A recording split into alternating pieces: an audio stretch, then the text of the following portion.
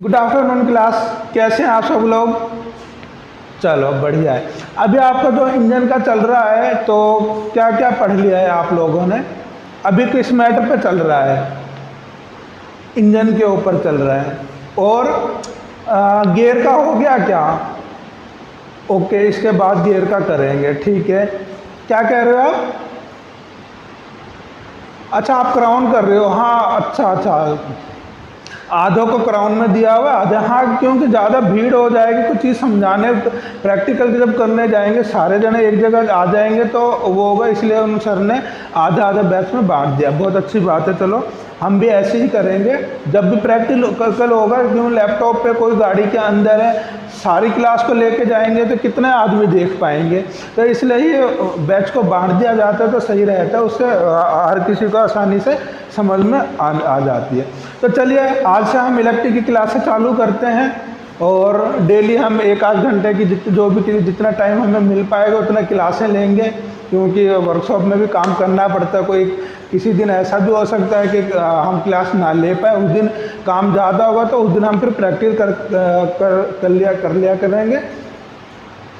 और आपको भी, हमें भी हेल्प मिल जाएगी, आपको भी कुछ सीखने को मिलेगा। और जिस दिन हमें थोड़ी टाइम मिलेगा उस दिन हम यहाँ पर पढ़ाई भी करेंगे। तो ठीक है, चलिए स्टार्ट करते हैं।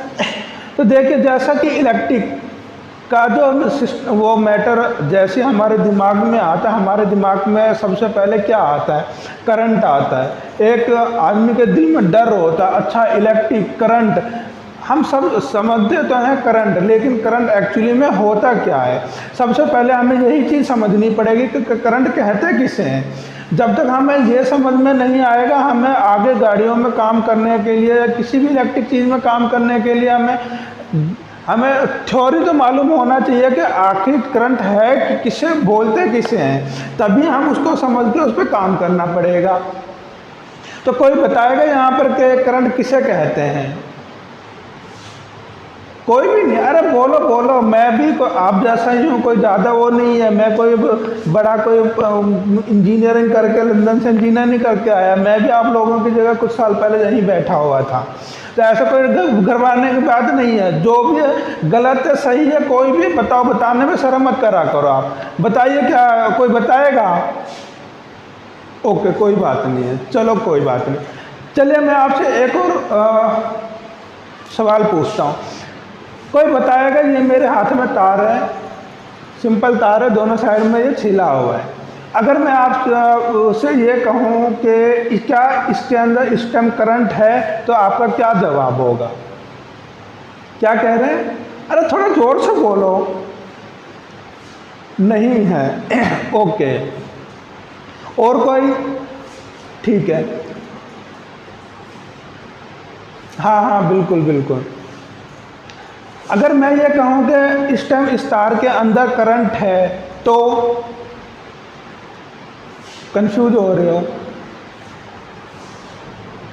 क्या कहा?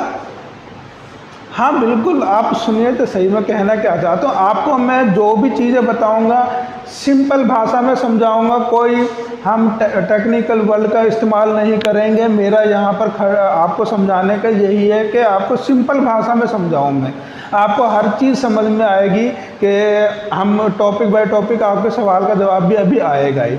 जैसा अभी आपने सवाल करा है कि अगर मेरा ये कहना है कि इसमें करंट है और मैं अगर इस तारों को पकड़ रहा हूँ तो मुझे लग क्यों नहीं रही है।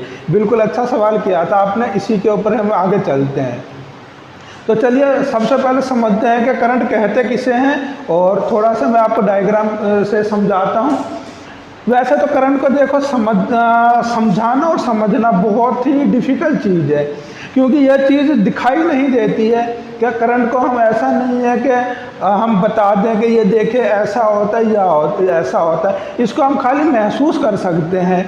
तो इसलिए करंट को कुछ उदाहरणों के तौर पे ही आपको समझना पड़ेगा कि करंट किसे कहते हैं, और उसको अपने माइंड में बैठाना पड़ेगा, वो करना पड़ेगा कि करंट कहते किसे हैं। तो चलिए हम देखते हैं, चलिए चालू करते हैं। आज जो हम करंट क्या किसे कहते हैं इसके ऊपर हम जो बात करेंगे, इसमें हम ये भी बात करेंगे कि रेजिस्टेंस किसे कहते हैं। आपने सुना ही होगा रेजिस्टेंस, यानी जिसे हम ओम्स भी बोलते हैं कि रेजिस्टेंस क्या होता है या ओम्स क्या होता है, दोनों एक ही चीज़ हैं। तीसरा हम इसी में ये भी कवर करेंगे कि एम्पायर्स किसे बोलते हैं।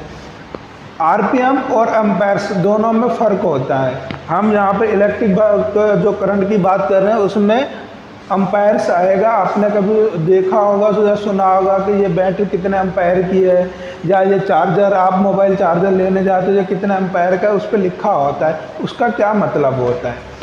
तो इन्हीं तीनों टॉपिक के ऊपर हम बात करेंगे। आप चाहें तो इसे लिख लीजिए, हमारे जो टॉपिक है ये।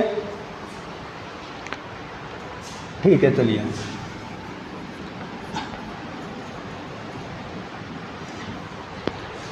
अगर हम करंट को सिंपल भाषा में बात करें तो इलेक्ट्रॉन का, किसी भी मेटल में इलेक्ट्रॉन के फ्लो यानी चलने को करंट कहते हैं।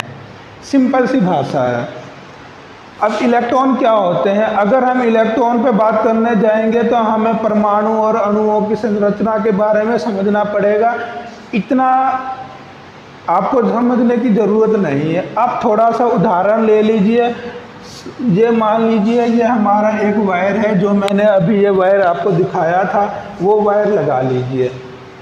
आप इसके अंदर छोटे छोटे इलेक्ट्रॉन लगा लीजिए, छोटी छोटी गेंदें लगा लीजिए। हम फटाफट थोड़ा दूर दूर भी है बना रहे हैं ताकि समझने के लिए आते हैं, बाकी ये इलेक्ट्रॉन ही समझ लीजिए इन्हें आप।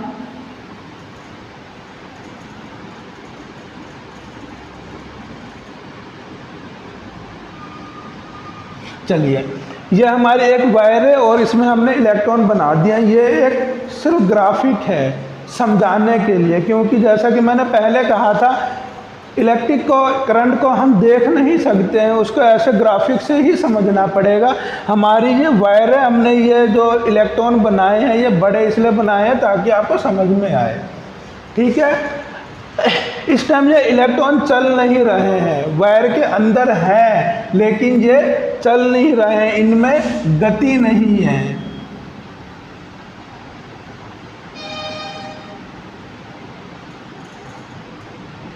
इनमें गति नहीं है, ये अभी इलेक्ट्रॉन रुके हुए हैं। जब ये इसके अंदर चलने लगेंगे यानी फ्लो होने लगेंगे, इलेक्ट्रॉन जब इसके अंदर चलने लगेंगे उसी को ही करंट कहते हैं। जैसे अभी आपका क्वेश्चन था कि अगर मैंने वो वायर मैंने कहा है जो मैंने आपको दिखाया है ये वायर, अगर मेरा ये कहना है कि इसके अंदर करंट है तो मुझे लग क्यों नहीं रहा है? इसके अंदर भी जो इलेक्ट्रॉन है इस टाइम वो चल नहीं रहे हैं, इसलिए मुझे करंट नहीं लगा है। हम इसको एक उदाहरण पे ऐसे समझते हैं। ये एक मान लीजिए ये हमारा रोड है।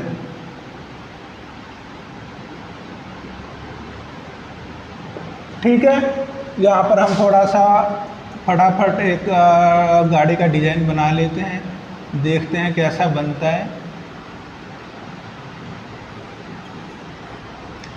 चलिए, अच्छा बनाया ना। मेरी ड्राइंग थोड़ी सी कमज़ोर है। ठीक है, चलो, ये हमारी एक गाड़ी हो गई। ठीक है, इसमें हम लिख देते हैं ये अभी गाड़ी बंद कंडीशन में है। ठीक है, रोड पे गाड़ी खड़ी है, अब बंद खड़ी है। उसी प्रकार इलेक्ट्रॉन जो करंट होता है, करंट को जो इलेक्ट्रॉन होते हैं उनका भी जो रोड होता है वो मेटल होता है, यानी हमारा वायर होता है। वो भी इसके अंदर रोड पे है लेकिन अभी बंद में है, जैसे हमारी गाड़ी है। अब ये हमारी गाड़ी है, यहाँ पर चलिए हम एक आदमी को भी खड़ा कर देते हैं। ठीक है, ये एक आदमी खड़ा है। अब आप मुझे ये बताइए, इस टाइम ये गाड़ी बंद है और ये आदमी रोड पे खड़ा हुआ है, क्या इसे कोई प्रॉब्लम है? गाड़ी रोड पे खड़े रहने में कोई खतरा है? बोलिए। हाँ, बिल्कुल, क्योंकि अभी इसको एक्सीडेंट का कोई खतरा नहीं है। जैसे सही कहा आपने, इसको एक्सीडेंट का कोई खतरा नहीं है क्योंकि गाड़ी हमारी अभी रोड पे तो खड़ी है लेकिन बंद है, वो चल नहीं रही है। इससे खतरा कब होगा? जब हमारी गाड़ी बंद नहीं होगी, ये चलती हुई आके इसे टक्कर मारेगी।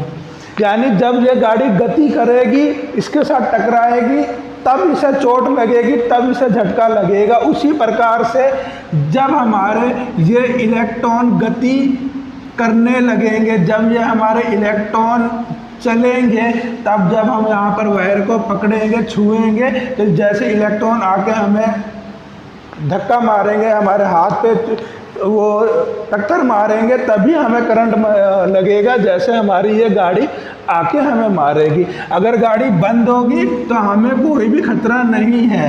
जब हमारे इलेक्ट्रॉन रुक जाएंगे तो हमें तार पकड़ने से कोई भी वो नहीं होगा, क्योंकि इलेक्ट्रॉन इस टाइम गति नहीं कर रहे हैं। जैसे गाड़ी नहीं चल रही है, उसी प्रकार ये रुके हुए हैं।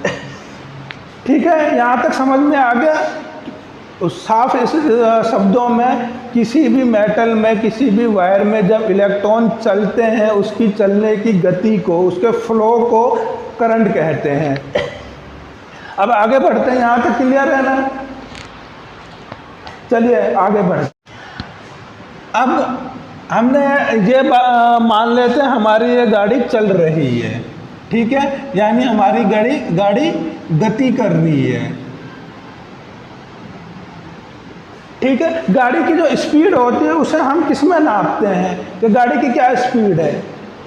बिल्कुल सही, किलोमीटर में। अब हम ये कर लेते हैं, यहाँ पर लिख लेते हैं हमारी जो गाड़ी जो चल रही है वो 40, ऐसे लिखेंगे ना कि हमारी जो गाड़ी की स्पीड है वो 40 किलोमीटर प्रति घंटे की स्पीड है। उसी प्रकार जो ये इलेक्ट्रॉन वायर में चल रहे हैं, इनकी भी गति है। इसे हम किस में नापेंगे? इसकी जो चलने का, जो इसका चलने का फोर्स है, यानी जो इसकी स्पीड है, इसको हम किस में नापेंगे? इसको हम नापेंगे एम्पायर में, जो हमने पहले बात करी थी। जो इसकी गति होगी, इनके चलने की जो रफ्तार होगी, उसे हम बोलेंगे क्या? हाँ, बिल्कुल सही कह रहे हो।